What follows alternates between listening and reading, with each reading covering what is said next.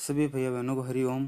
हम पार्ट 3 हमारी बदलती पृथ्वी के बारे में पढ़ रहे थे। कल हमने भूकंप ज्वालामुखी के बारे में पढ़ा था। आज हम भूपटल पर मुख्य स्थलाकृति के बारे में पढ़ेंगे। अपक्षय व अपर्दन नामक दो प्रक्रम द्वारा दृश्य भूमि लगातार विघटित होती रहती, टूटती रहती है।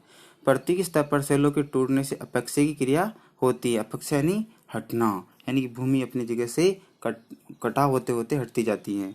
भूदृश्य पर जल, पवन, हिम जैसे विभिन्न घटकों के द्वारा होने वाले क्षय को अपर्दन कहा जाता है। क्या कहा जाता है? अपर्दन कहा जाता है। वायु, जल आदि अपरिचित पदार्थ को एक स्थान से दूसरे स्थान पर ले जाते हैं और फलस्वरूप एक स्थान पर निक्षेपित करते हैं। अपर्दन एवं निक्षेपण ये प्रक्रम पृथ्वी के धरातल पर विभिन्न स्थलाकृतियां बनाते गए। घाटी, वी आकार की घाटी, एस आकार की घाटी, जलप्रपात वगैरह आदि बन जाते हैं। अब नदी की क्या कार्य है?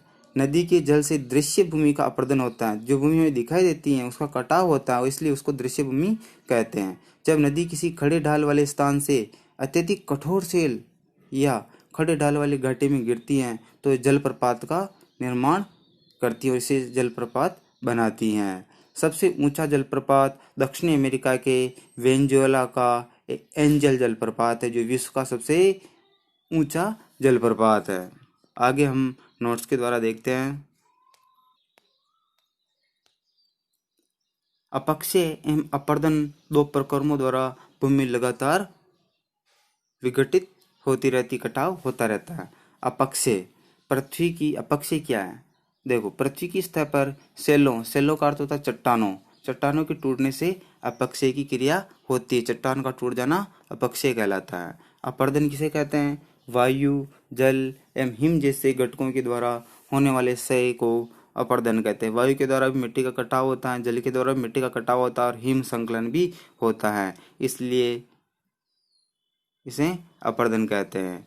अपर्दन एवं निक्षेपण के ये प्रक्रम पृथ्वी के धरातल पर विभिन्न स्थलाकृतियों का निर्माण करते हैं। एस आकार की घाटी, वी आकार की घाटी, जलप्रपात वगैरह आदि नदी के द्वारा बनाए जाते हैं।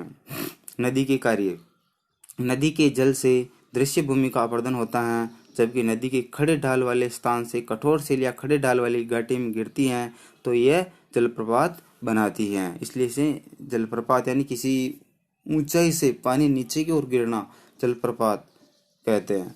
सबसे ऊंचा जलप्रपात एंजल जलप्रपात है, जो वेनेजुएला में है। आज का गृह कार्य है प्रश्न नंबर 1, अपर्दन किसे कहते हैं? सभी भैया बहनों को इस प्रश्न का उत्तर तथा नोट्स को फेयर कॉपी में लिखना है। जय हिंद।